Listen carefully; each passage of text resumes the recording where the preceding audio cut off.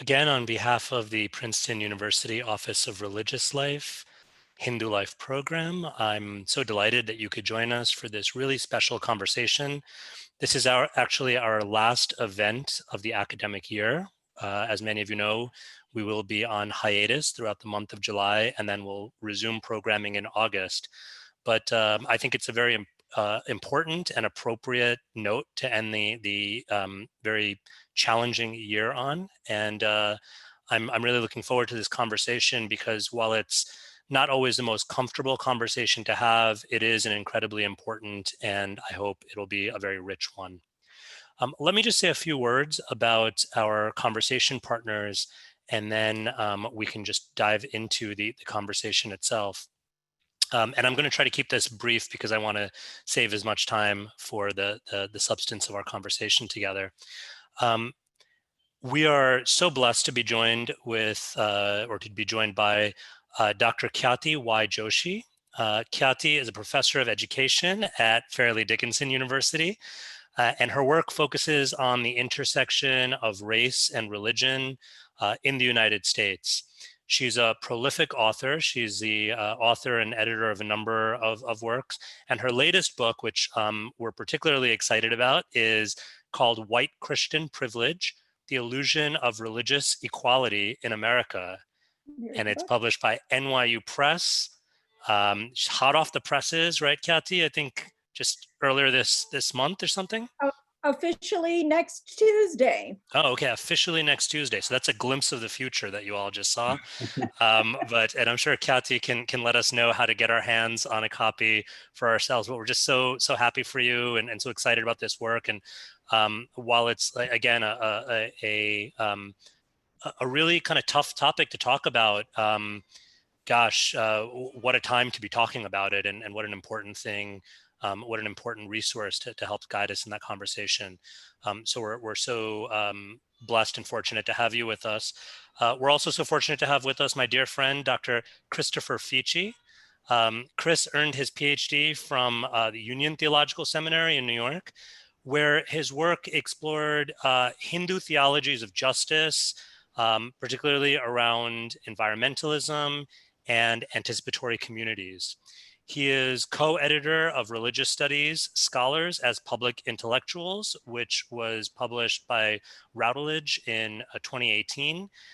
He's a member of the American Academy of Religion and a past president of the Mid-Atlantic American Academy of Religion group. And in his own practice is a practitioner of the Krishna Bhakti tradition within the Vaishnava Hindu lineage. Um, I know there are some folks who are a part of our Hindu Life community at Princeton, and there are also folks zooming in from far and wide. So for those who don't know me, my name is Vineet Chander, and I have the honor and privilege of serving as the Hindu chaplain at Princeton University and directing the university's Hindu Life program.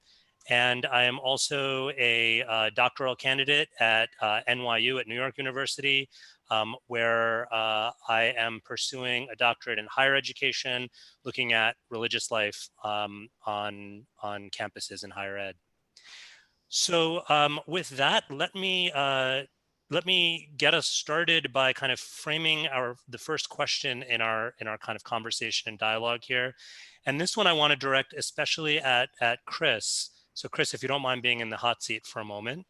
The topic, of course, is spiritual bypass or spiritual bypassing. And I imagine many of you have experienced this. I've experienced this in the last, I would say, 2.5 weeks. I've seen that phrase used a lot. I've seen it. It pops up on my news feed. It's all over my social media. And it is something that elicits a lot of strong emotions. It's something that's being talked about a lot. There are accusations being made that people are engaging in it. And then there's also seems to be a lot of pushback and a lot of folks saying, oh, this spiritual bypass stuff is just, it's just a lot of like sort of neoliberal jargon, and this is just a kind of like social justice warriors going off, and it's all just a bunch of hot air and nonsense, right? So you're seeing really kind of Mm-hmm. strong opinions and really kind of polarized views, even about what this is, or if it is a thing, so to speak. So to begin us off, can you just give us a succinct definition of spiritual bypassing? What do we mean by spiritual bypassing? Where does that term come from? What's its history? And why do you think it's being so discussed and even hotly debated now? And Chris, do you want to take this one? Yeah. Thanks, Vinny, for this opportunity and to have this conversation with Kyati and with the community here. And the term itself, I've seen it. It's been on my radar for a few years now. I've seen it come up in different circumstances, things that I've studied, or even seeing it on social media. I think I've been curious about it for a while, especially since my doctoral studies at Union Theological Seminary intersected with a lot of variables around race and religion, or what's called liberation theology, which is very much about how our concern as people of faith is with those who are most in need of care, those who are most suffering, those who are most oppressed. I had the great opportunity to study with Dr. James Cone at Union Theological Seminary, who's considered the father of Black liberation theology. And I was going through just a long process of trying to see how my own practice as a practitioner of Krishna Bhakti danced in a sense with these Christian traditions of justice seeking theology and faith. And that's term spiritual bypassing would come in every once in a while as an intriguing idea about what causes people to overlook their social concern as people of faith. And then, of course, as you mentioned, like in the past couple of weeks, especially, it's become pretty an intense subject of debate. And I think especially I've seen it within my own community, and I think in general concerning the COVID pandemic and concerning the Black Lives Matter movement, where, people there's kind of a revelation within our own selves and within our communities of people who may understand that we should care for others as part of our practice of faith, and some who push back against that in different ways. So I'm certainly not an expert on spiritual bypassing, but I did, and just the kind of basic research I've done in the past few weeks, I've come across John Welwood, who's a Buddhist psychologist and psychoanalyst, who is considered by a lot of people to be one of the people who formulated the concept itself. And there's, for those who might be more interested, there's an interview that he did called Human Nature, Buddha Nature on spiritual bypassing relationship in the Dharma with Tina Fasella. That's something that can easily be found on Google to read the interview. And of course, he's coming from a Buddhist perspective, but as Buddhists are cousins to us as Hindus, and cousins as Vaishnavas, when we share this common term of practice of Dharma, I found his explanation of spiritual bypassing to be really powerful. I just wanted to share really quick, just a quick excerpt that defines spiritual bypassing as John Welwood defines it. He says, when we are spiritually bypassing, we often use the goal of awakening or liberation to rationalize what I call premature transcendence, trying to rise above the raw and messy side of our humanness before we have fully faced and made peace with it. And then we tend to use absolute truth to disparage or dismiss relative human needs, feelings, psychological problems, relational difficulties, and developmental deficits. I see this as a quote unquote occupational hazard of the spiritual path, in that spirituality does involve a vision of going beyond our current karmic situation. So spiritual bypassing exists at that tension point where many of us, especially who practice in dharmic traditions, are trying to become detached from various unhealthy aspects of ourself, even in some traditions from a sense of kind of ultimate identification with the body and with the world, to transcend to something more real. That's part of our practice, but all too often people can use that to avoid not only the problems in their own life, but then I think he's speaking from a kind of psychological perspective, but I also take it to see as very much connected to how much we care about social issues, because there's I think like a matrix of our ecology. Our inner self always connects to our social self. So if we're bypassing the messiness of our inner self, we're going to be bypassing the messiness of the world. And because it kind of strikes here in the heart, that's why it's, I think, a hot topic, or something that causes debate or causes people to really feel emotionally strongly about it, because in a sense, it's something we all have to confront within ourselves. And that, as with any confrontation and part of the spiritual process, is hard to do. And it can cause us to kind of not respond in the healthiest way. So I think and of course, as I work through that in my own self and see others work through that, it's you can see that kind of as one of the reasons for the conflict around it.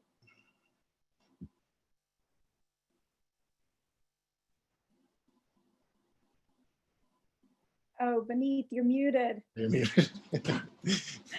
Classic Zoom mistake. You'd think after a couple of months of doing this, I would have figured that out. But anyway, we are Perhaps a metaphor for spiritual bypassing. Totally. Thank you for that, Chris. That's super helpful, and I'm really struck by something you said towards the end.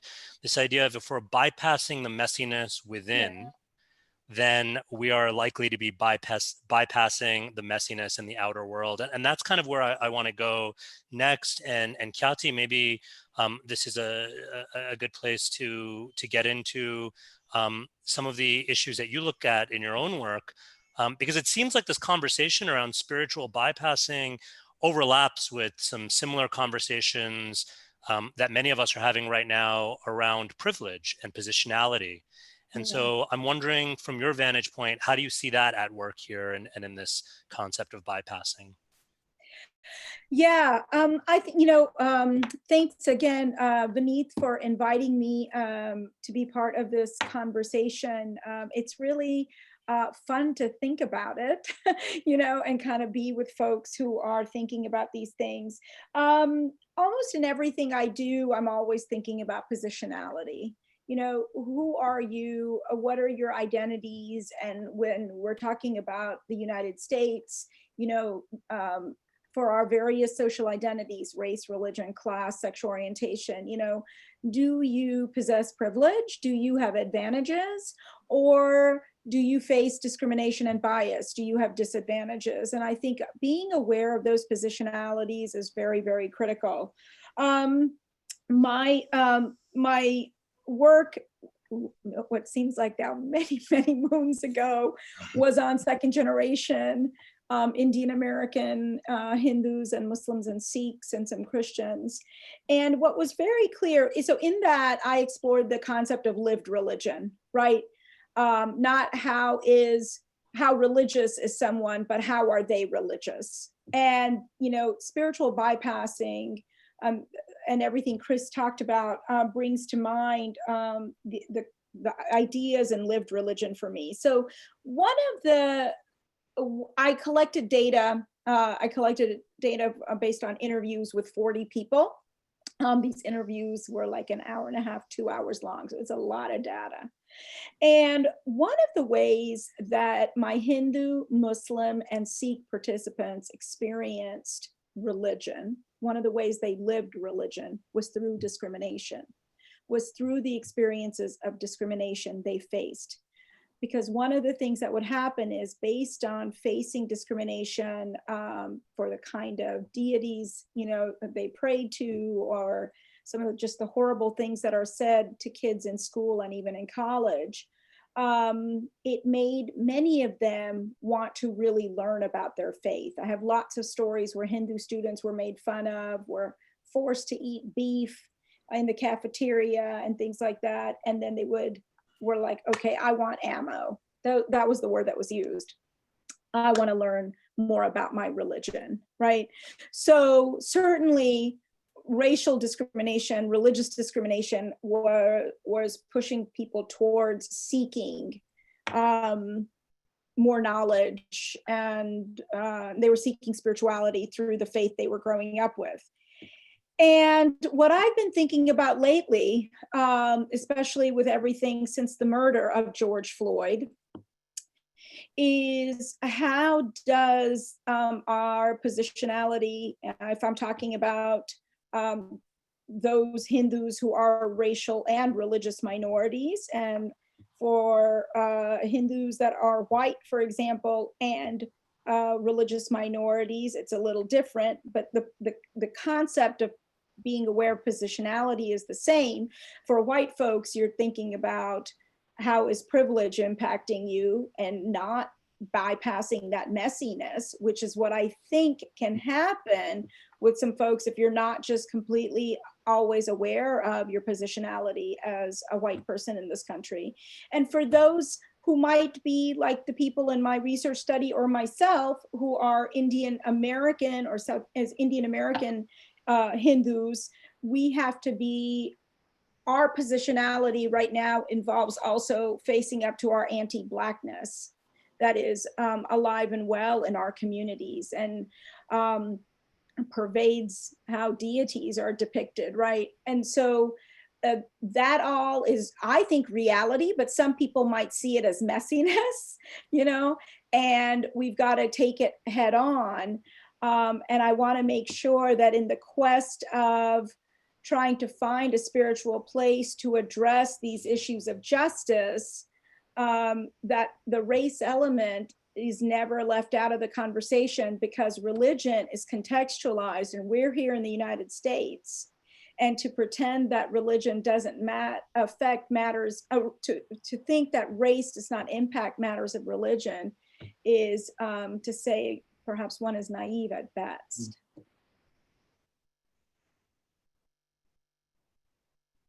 Thank you. On the subject of context, something that I find really interesting, and I'd love to hear both of you, both of your thoughts on this. In my own kind of research into the term and into Wellwood, who you spoke about, Chris, I found it very interesting that Wellwood comes at this from his own positionality as a Western practitioner of Buddhism. Mm-hmm. I believe he dabbles in a little bit of Advaita Vedanta as well, Mm-hmm. which is not uncommon, I think, especially in the West. But one of the things that I thought was so interesting and was so struck by was, if I understood correctly, Wellwood said that his original thesis on on spiritual bypassing was intended first and foremost to be a kind of an act of self-critique. A critique of those Buddhist communities that were largely made up of Western practitioners of Eastern traditions that he himself was a part of. And so that brings up some questions to me around where appropriation and even misappropriation is in this conversation. When we talk about spiritual bypass, are we not also, at least for many of us, are we not also speaking about appropriation, selective appropriation, and misappropriation? So I'm curious as to how that resonates for each of you. And I don't know if who wants to go first on that one, but I would really love to hear from both of your vantage points. Chris, go ahead. Oh, okay. I just spoke. Okay. Yeah, I think there's always, and of course this is really just connecting to everything Kyati said about layers of privilege and identity in our practices, something that again goes back to what I learned quite a bit in my doctoral training, and something I always try to be vigilant and careful about as someone who is a white embodied American who came to Hinduism, converted with a lot of quotation marks around that word to it later in life. That has to be part of our toolkit in doing this work, is especially for myself, is that kind of instinct to explore whether we're appropriating in our concepts, in our work. And this again is something, as I'm diving a little bit deeper into what spiritual bypassing is, that's one of the pathways I particularly want to follow in that research to see how it might be and can be deemed as appropriation. So I think there's a care that in our specific context, we have to be aware of that. But the reason I think it's such an intriguing idea is because I do think it speaks to something that is a common human temptation, that we don't want to face the messy parts of ourselves, and that so much of spirituality is about facing that. Like genuine spirituality is about that deep work. I think for myself, in like the whiteness work that I do, for example, in interrogating my own whiteness, the history of it, my own complicities within that, historically, everyday behaviors and thought patterns, that is something that I think that's obviously we see and we experience, all of us in different ways, how challenging that is to face up to that reality of whiteness.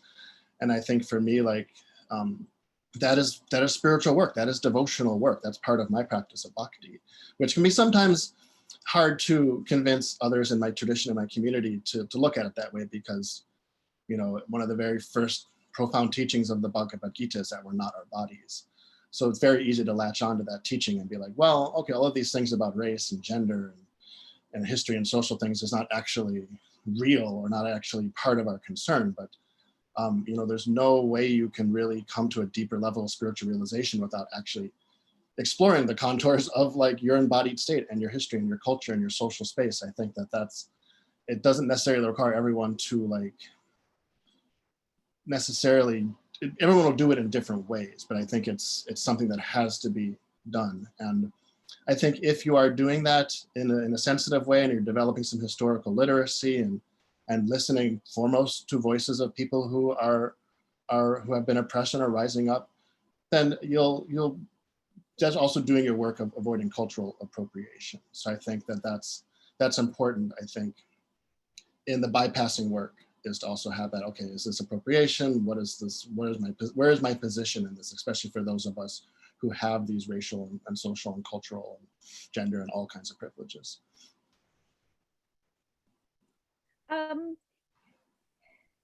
I think that issues of appropriation and commodification are actually part of kind of the larger framework. And you'll forgive me because right now, my world right now is this book. And so everything for me kind of ties back to the concept of white Christian privilege, where I address it historically and with law and everything. But also in the last chapter, it's about moving forward and how we're going to move forward. And so I'm going to actually answer this question on a personal level with something that I faced. I know many others have too, but it really kind of became crystal clear to me while I was writing this book. Half my life, I have faced the question, is Hinduism monotheistic or polytheistic? And I think I could get a lot of uhs and ahs from people here who have encountered that question from journalists or, you know, just like, you know, out there in the world. And I think for many years in my 20s and 30s, I was trying to answer that question, as many people do, in a way that was socially acceptable to white Christian America, honestly, in a way that they could understand it. And then I realized, no, that's not really where we need to go.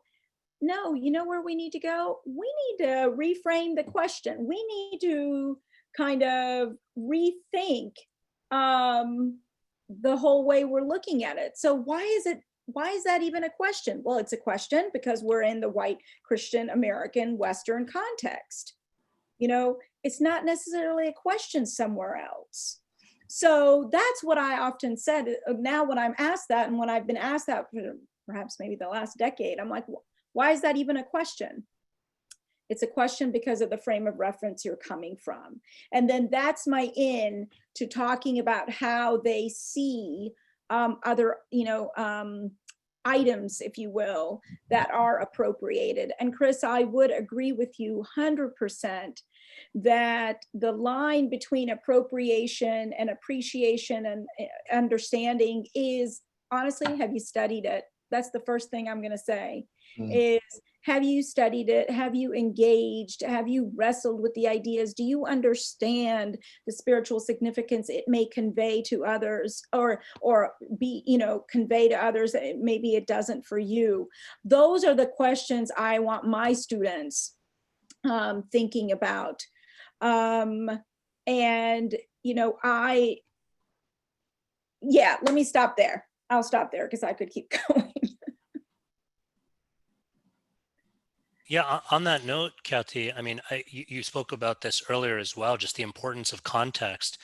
And so I'm struck by, as perhaps a piece of this, this conversation and this wrestling with spiritual bypassing, and frankly, just one of the things that I've found just so personally problematic about it is, you know, the same message, the same teaching, the same nugget of wisdom is going to sound different, feel different, and arguably even be different based on its context, based on its speaker, based on when it's allowed to exist in its context, and when it's, you know, versus when it's taken out of that context, right?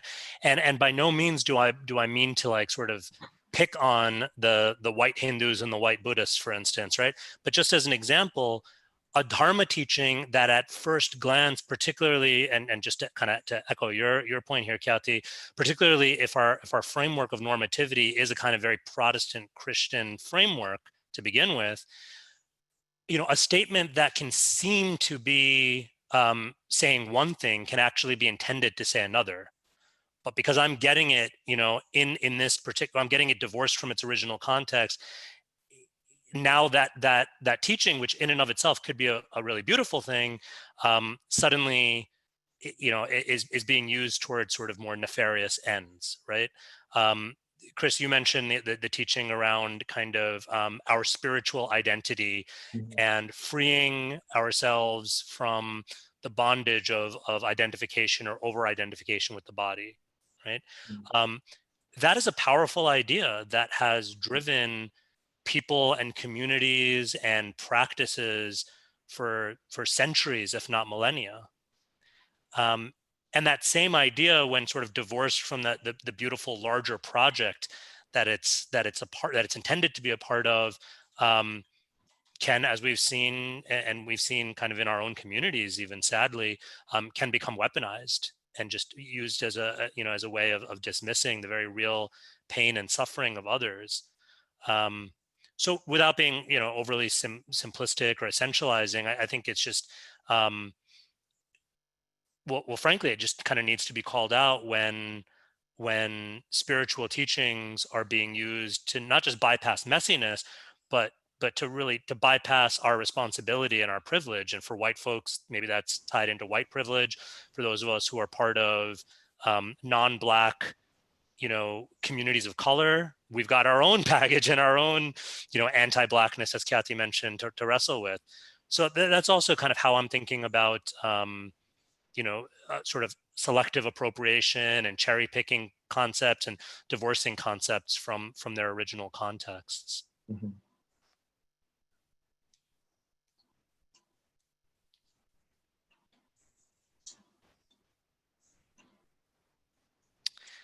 So we can switch gears a little bit. And Chris, I wanted to ask you in particular, since you mentioned your doctoral work was focused around kind of Hindu theological responses to suffering, to injustice. Um, to what extent in your own research, in your own work, did you see what you would characterize as this kind of tendency for spiritual bypassing within the traditions themselves? I mean, I think it's kind of popular and maybe a little too easy to just say, well, let's just, you know, the problem is with all those Western practitioners and, you know, the shishi bougie yoga studios. There are problems with the shishi bougie yoga studios. I don't want to let them too off the hook, but I'm curious as to some of that, you know, if you encountered some of that tendency in the texts and the teachings and the traditions themselves. Yeah, it's such a fascinating question. And I would preface this always by saying that there's a tendency within every religious tradition or community to, I think you could describe it as being a world celebrating tradition or a world denying tradition. There's those elements within each tradition. But also it's been interesting to see kind of that you can't flatten that necessarily in the different traditions. That, you know, for example, Abrahamic traditions are more, in generalizing here, more history oriented. And there's a sense within like Dharmic traditions like Hindu and Buddhism, less a sense of like linear history, for example. It's often considered to be like a cycle of history. So sometimes that can switch or provide like different modalities of engagement with the world, where if you're a Christian and you're a certain type of Christian, perhaps trying to create the kingdom of God on earth in various ways, you know, there's more of an engaged natural instinct for engagement. Where, as I see it sometimes in the Hindu tradition I belong to, and in other Hindu traditions, there's a sense kind of there's a detachment. There's kind of a sense of which can be a healthy detachment, but also sometimes not necessarily, for example, like lead to engagement with justice movements. There's been countless times where especially when I was kind of a slightly younger scholar, where I would go into different venues with fellow Hindu scholars and talk about justice, because that's what I was being trained in Union Seminary. And I would get pushback saying, we don't use that term necessarily in Hinduism. That's a Western term, that's a Christian term. And after I kind of got over my initial aversion to that kind of critical feedback, I was like, yes, that's true. But one of the things I like is very interesting for me is to say, how do like Hindu traditions of Dharma dance with Christian traditions of justice? Like, what does that look like? Where one is not, certainly justice is not colonizing the term Dharma. And it's very easy for us, I think for anybody from my own kind of identity as a Christian scholar, to impose those categories. But I think rather than saying that they don't go together, there's a way that they do. But within Hinduism, I think there is this instinct, definitely is this instinct to engage profoundly for liberation in this world against social structures of injustice, that there is this instinct to heal traumas and histories, that is very much part of the practice of Dharma. And I've been really affected by the work of Anantanand Rambachan, who's a Hindu scholar who teaches at St. Olaf College in Minnesota. And he has this really amazing book, Hindu Theology of Liberation. I don't think I have it at reaching distance here, but, and he really struck me. For example, there's this famous verse in the Bhagavad Gita which talks about sama darshan, which means equal vision. Darshan is vision. Sama is a Sanskrit prefix for equality. So seeing with equal vision. The verse, as it's commonly translated, says, the humble sages, by virtue of true knowledge, see with equal vision a learned and gentle Brahmin, a cow, an elephant, a dog, and one who has been outcast. So the verse teaches that one with spiritual vision should see all beings on a level of spiritual equality, that every being, including animals, are a soul, are a spirit soul, and that we should see beings on that platform rather than seeing them in this category or this category. But Anantaram Bachchan has a very interesting critique of how many scholars of Hinduism, practitioners of Hinduism engage with this verse. He says a lot of commentators don't interrogate or problematize the person who's outcast. And he says that when social categories and physical forms are treated as unreal, there's little incentive to change or transform these. And he argues, and many of us argue, and I agree with this argument, that those who have this samadarshan vision, this liberated vision, can and should see the underlying unity of all beings, right? That's important, it's the spiritual unity we all share, but also the tragedies that follow in the world when this unity is not discerned and its social implications not discussed. So what does it mean when we don't see with equal vision?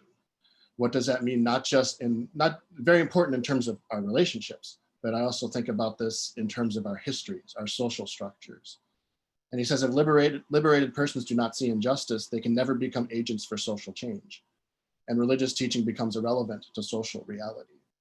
So for me as a constructive Hindu scholar, it's always this question of what are the traditions within my tradition, the Bhakti tradition within Hinduism, the many ocean of Hinduisms, which are Hinduism, that help us to actually not just overlook the suffering of an embodied person and just say, oh, they are soul, therefore we don't need to actually respond to their embodied suffering, but what are the teachings that are there to help us actually care for them, like directly, intimately, viscerally? And I think that that's constantly part of like my research is to unearth these teachings. I think that you see many people like Gandhi was an amazing example of this. You see how he influenced Martin Luther King, the whole civil rights movement, the beloved community, the sense of how do you change history? Even if you believe history is a cycle that recurs over and over and again in many ways, as many Hindus do, that doesn't mean we don't have free will. We can change history. We can heal suffering. We can stop injustice. We can end racism. Like these things are part of our practice.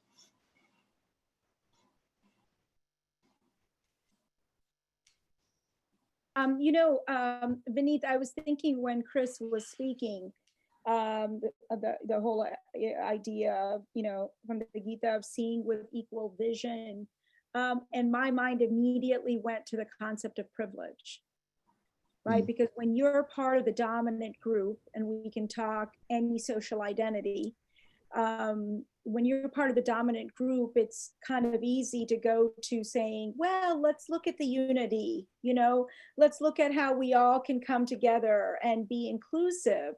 But the problem is that when you have that privilege and you're part of that dominant society, you're not often able to see the power structure that you've had all along on your side.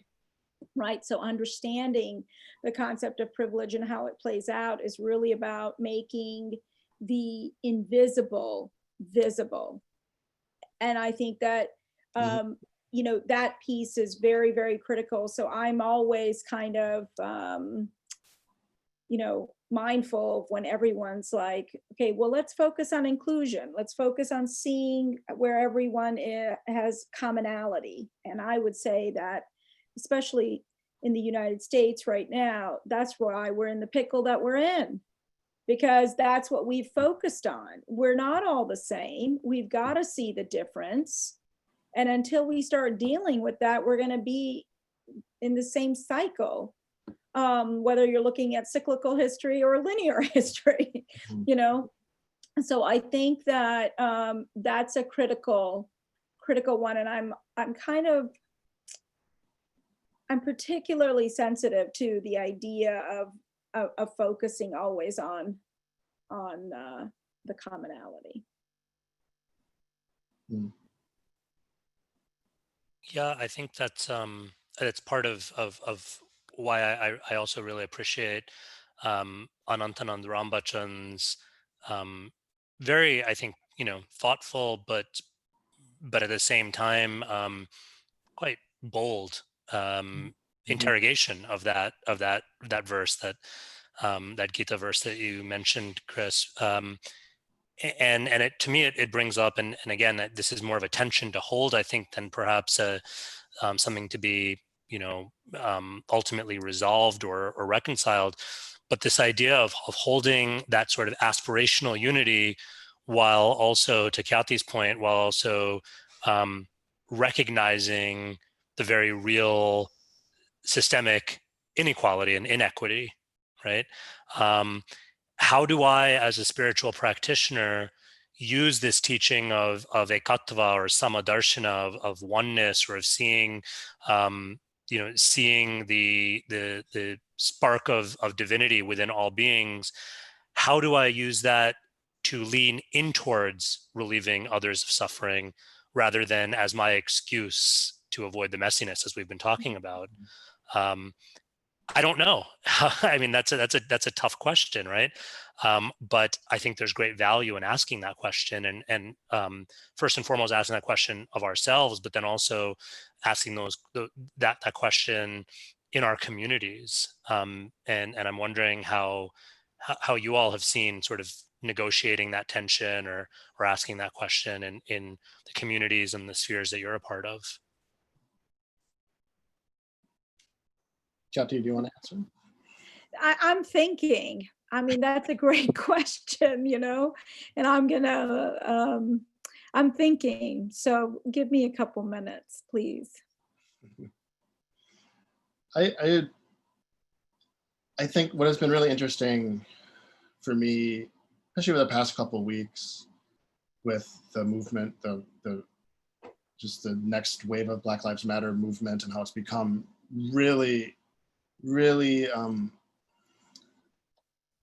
it's just the awareness that people in many different circles are appreciating and supporting and participating and really understanding what the Black Lives Matter movement is about. And it's been really, I think, it's been really amazing to see members of my own Krishna Bhakti community speaking to this in ways that are showing their heartfelt concern.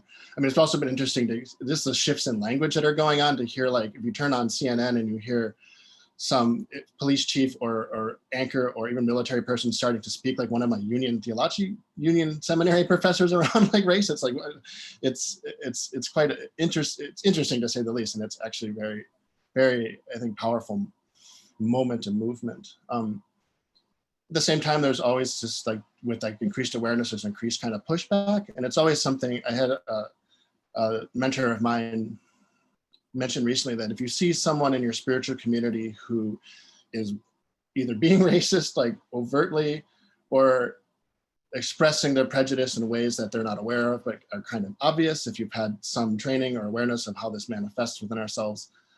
You know, it's a question of how do you help that person to kind of like turn the mirror on themselves and to like look within themselves and why they are engaging in what you can describe as kind of an element of spiritual bypassing, which is avoiding the messiness within themselves, which the messiness within society then speaks to some messiness within themselves that they're not comfortable dealing with.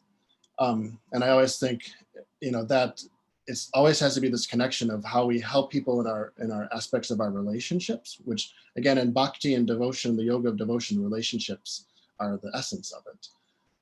But I in the same way, Katya, I want to echo you saying, like, we always kind of turn towards the unity. I always don't want us to just turn towards like individual relationships. Like I feel like my responsibility, the gifts I've been given by my teachers, the service I have to my communities with this educational academic training is to say, well, we need to understand social issues. We need to understand historical reasons why we're in this moment. And it's not a distraction from your sadhana. It's not a distraction from your practice to be historically literate. My experience is that it gives me a deeper sense of what it means to be a devotee. And I just want to like, I just feel like it's, if anything I can do to like encourage others to embrace that is a gift. And I just want to try to do that as much as possible.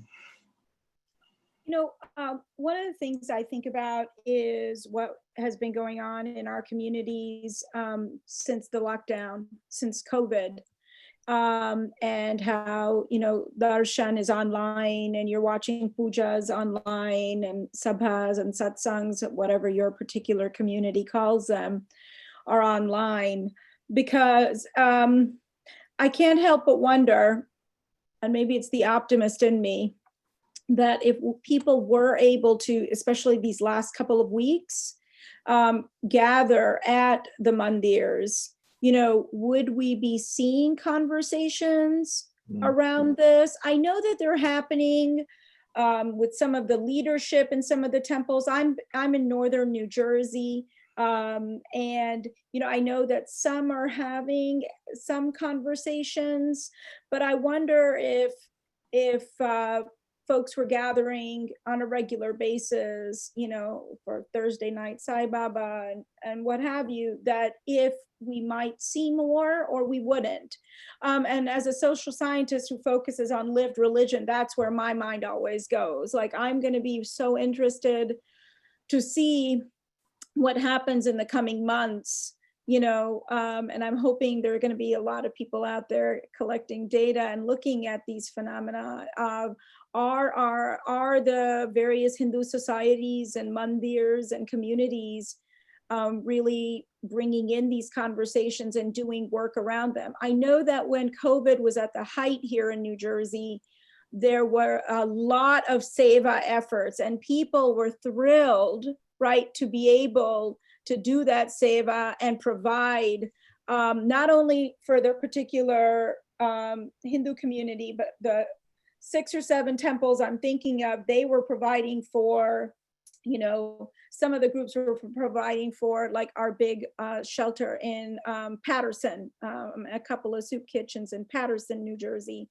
And that was incredibly meaningful, especially when someone's father died in India and they couldn't do everything that's done. And instead of feeding the people they had planned on feeding in the village, they were feeding here at Oasis, you know, on the 13th day and stuff like that. So I'm kind of the COVID and Black Lives Matter and what this looks like right now in these communities is where I'm going. And I think we might be able to make some headway from getting, what I mean by that is getting folks to connect what they're doing in the temples to seva outreach in ways they haven't thought about it before. But that's going to first involve addressing their own biases around specifically Black people.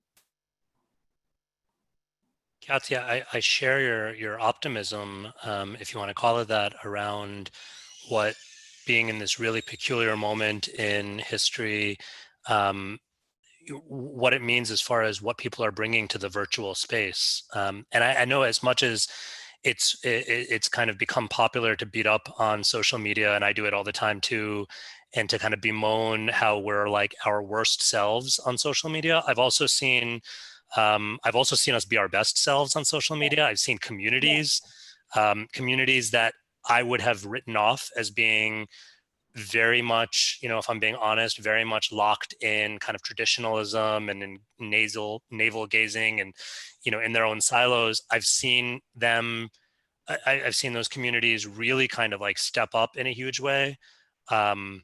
Seeing things coming from Swamijis who are like, who I would have just thought are like so far removed from, from what's going on the ground, and just, really speaking from the deepest depths of humanity and of just really kind of like raw, heartfelt care, right? So all of that I think is available to us too, and I know for me it's helped me to become more of a cautious optimist, or a hopeful optimist. Yes. I want to bring our conversation full circle, as it were, and then open up for some questions. So the last thing I'll ask is, how do we, and in one sense, this is just kind of repeating the question that I just asked, but in slightly different verbiage. How do we walk that fine line? How do we call out, first and foremost in ourselves, but also in our communities, as you mentioned, Chris? How do we call out spiritual bypassing and name it and steer clear of it, and at the same time stay true to the spirituality, right? How do we want to make sure we're rejecting spiritual bypassing, but we're not rejecting spirituality, I don't think, right? We don't want to throw out the baby with the bathwater, as it were.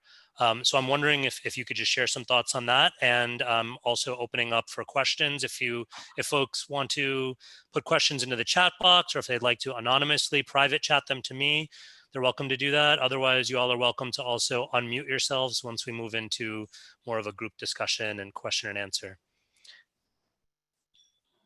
I would just add really quickly to that question. I think, there's always, it's just the light and dark side of our spiritual practice. And I think in shedding light on the darkness that we hide, that is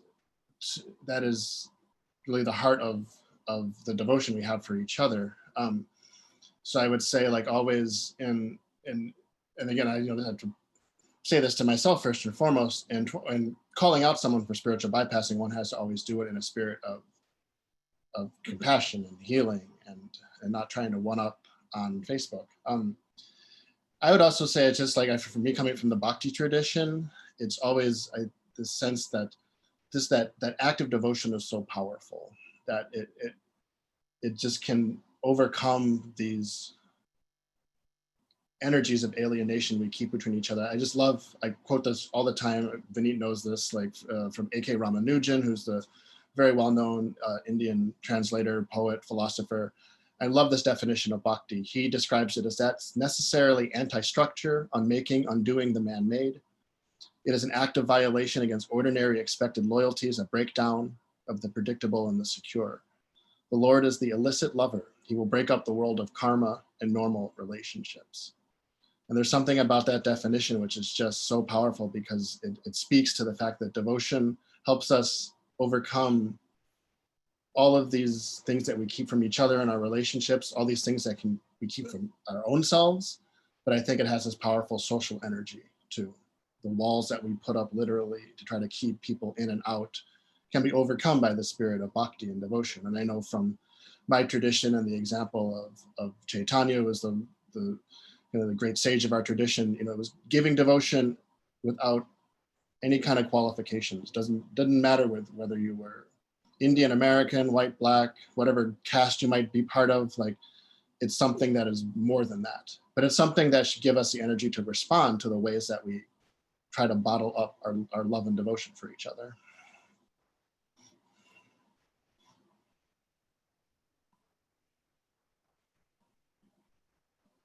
Sorry about that.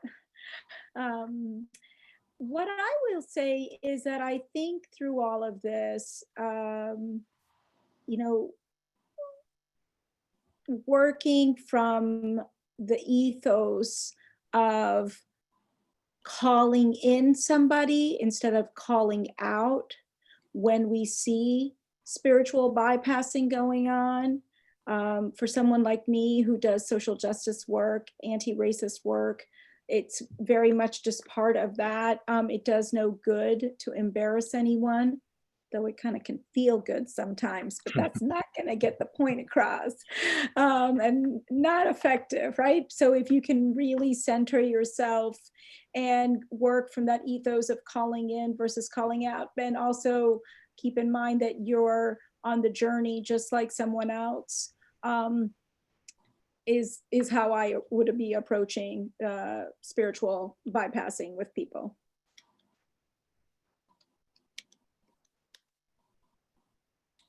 Well, thank you so much. We've got some questions showing up in the chat box, and one that was sent to me privately was just asking for a restatement of both the definition of what exactly we mean by spiritual bypassing, and also maybe similarly a one-sentence definition for what is cultural appropriation.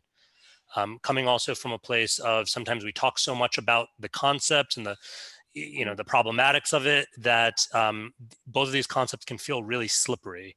So not to essentialize you all, but Chris, if you're up to giving the one sentence for spiritual bypassing, and if Kyati, you want to do a one sentence for cultural appropriation. Sure. Okay. Yeah. Kati, do you want to go first? No, go ahead. Okay. I'm thinking how to put it in one sentence. Well, I'm going to put in the chat box to everybody here the link to the essay or the interview with John Wellwood about spiritual bypassing, which I just found just so super helpful. And just, I guess, yeah, just a suture of this, spiritual bypassing is really when we just we use our spirituality as an excuse to not deal with the messiness of ourselves, the messiness of our body, of our psychology, of our relationships, which invariably is connected to the messiness of society and the traumas of society. So when we use our meditation or our yoga practice to ignore that or to downplay it or to denigrate it, that is what I understand spiritual bypassing to be. I would talk about appropriation and commodification in the sense that, gosh, this is tough. You nailed it by saying they're slippery, and what is it? I would say that it's when someone is not thinking about the spiritual significance behind any particular item, and the removal, I pulled up something I wrote, the removal of the spiritual from these images becomes part of a cycle. It's robbed of spiritual legitimacy. Holy images are commodified, further reifying the idea that they are something less than true religion for somebody. That's how I would look at, that's what I would say about appropriation.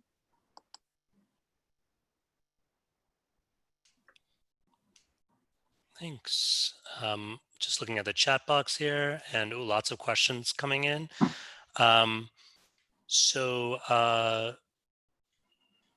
There's some questions around, and of course, if you'd like to, I always feel a little awkward reading other people's questions when they're around. So if you'd like to ask the question yourself, you're more than welcome to. But we have a question from Somya around how we might be thinking about respecting and nourishing the roots and origin of traditions and spiritualities that we follow. And here maybe kind of zeroing in a little bit on the adopting of yoga practices, meditation practices, but not acknowledging their roots. What was the first part of the question, Beneath? Okay, no, I see it. Yeah.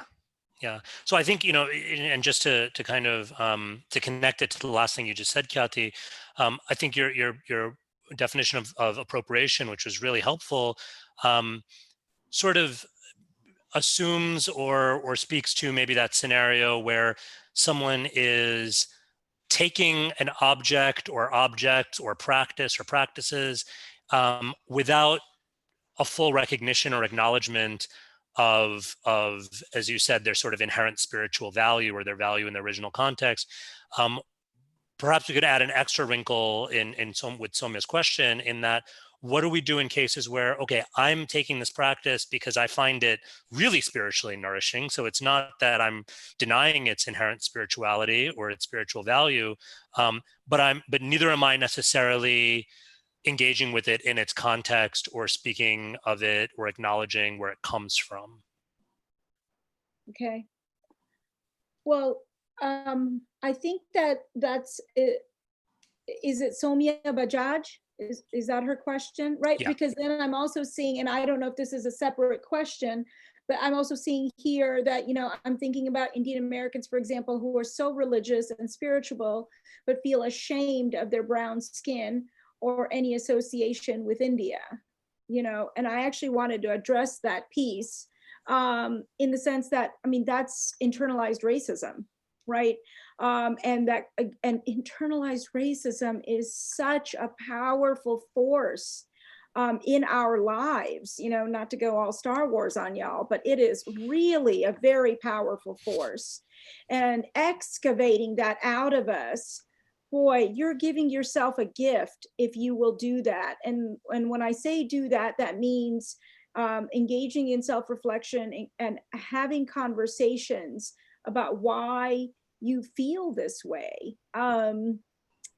I would have done anything. I was very proud growing up to be Indian American and Hindu. I had a wonderful community, but I would have done anything not to have brown skin at school. And all of those get, kind of conflated together, and you have to think about why that is. Well, why that is because of the messages we receive about brown skin and about being from India. And you've got to be able to kind of tear that apart and wrestle with it. So that's one very important thing. And I think this idea of people, people adopting yoga, but not acknowledging its roots being from India. And I think there it makes the difference on the, what are the backgrounds? Is it Indian folks who are doing that? Is it white folks or Black folks? That does make a difference in how the information is perceived. So I always go back to positionality.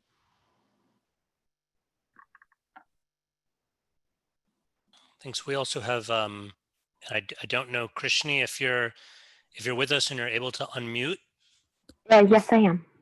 Yeah, maybe you can, because I noticed you're looking for some more clarification on kind of the term itself and maybe what it doesn't include. So could you Yes, speak more to that?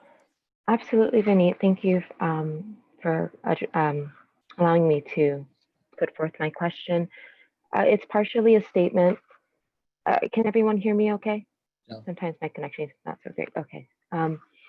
So with spiritual bypassing, it seems to talk about something which where in which either an individual or community bypasses an issue, right? When you bypass, it's like driving by an issue and saying, I'm not going to address that right now.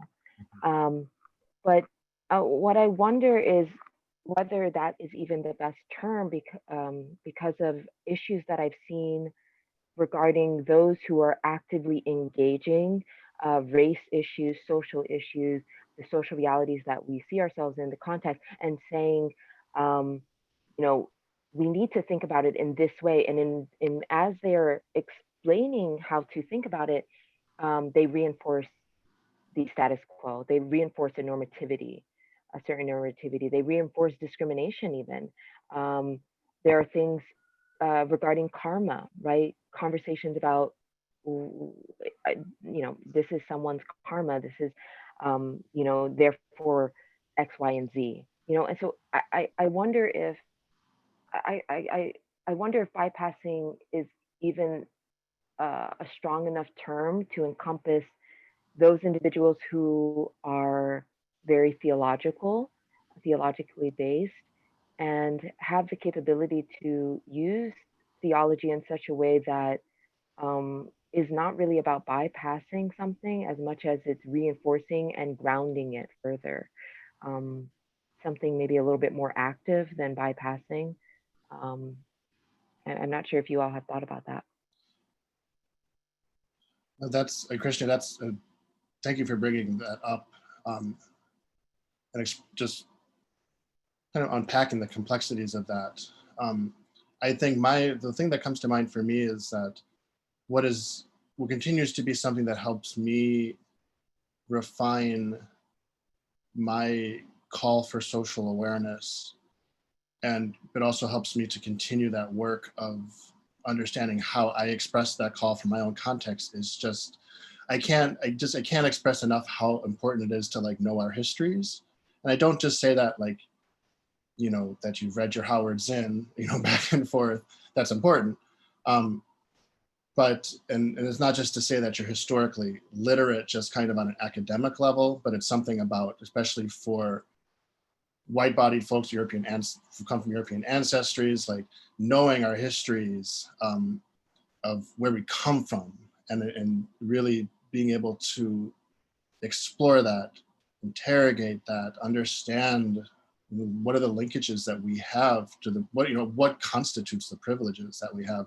My friend Sarah Walcott does a lot of amazing work around this in her Sequoia Samambaya community. And I've learned a lot about that from her because it's just, you know, we have to, I want people in my community to develop an instinct for engagement, but just having that instinct isn't enough in and of itself, because again, as you're saying, the way you express that instinct can just reify the situation that we have, can reify the structures in place.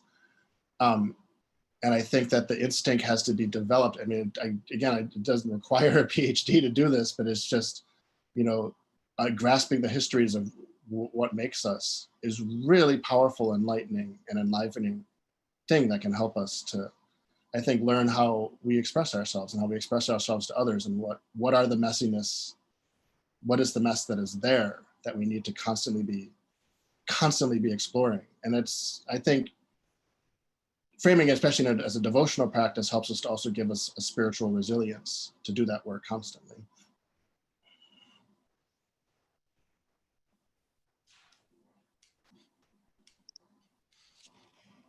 Thanks, Chris. So I apologize if we didn't get a chance to get to your question, but I am noticing that we are officially past time now. I know we had a slightly late start, but I do want to honor everyone's other commitments, and especially how generous our two guest speakers and conversation partners have been. This is, I think, an important ongoing conversation, and I hope that we continue to have it within our own circles, publicly and privately. I am struck by, as many of you who know me, you'll know that the text that most speaks to my heart and is what I largely consider the sort of the basis for my own spiritual caregiving work is the Bhagavad Gita. And I am struck by, especially after our conversation this evening, revisiting the Gita as, in one sense, an argument for, or an argument against spiritual bypassing, an argument to head into the messiness, as it were. And some of you who are familiar with the Gita, you'll know that it in some ways, the action really begins when Sri Krishna drives Arjun's chariot between the two armies and brings him face to face. And the Sanskrit word that's used is pramukhata, which literally means in the face of, or face to face with the very last people that Arjuna wanted to be face to face with. And some of the commentators explain that this is an indication that in our own spiritual lives and spiritual practice, that we have to be ready to be led to confront that which perhaps we're seeking to avoid, we're seeking to run away from and escape, especially in the guise of spirituality, but that our spiritual growth comes when we are face to face with that, when we do head into the messiness within and the messiness of the outer world, to be instruments of change and instruments of compassion and justice. So that's a great gift that I think this conversation is giving me in being able to revisit texts like the Gita. And I hope that we can all do that in our own spiritual practices, in our own fields of activity and study. Again, thank you all for joining us. Thank you, Khyati. Thank you, Chris. And thank you to our beloved Hindu Life Program community. We're going to miss you in July, but we are resting and restoring. We're engaging in rest and restoration so that we can come back with some heartfelt and thoughtful engagement in August. So have a wonderful rest of your evening, a wonderful rest of your week, and a wonderful month off. And hope to reconnect with you when we are back in session in August. Take care, everyone.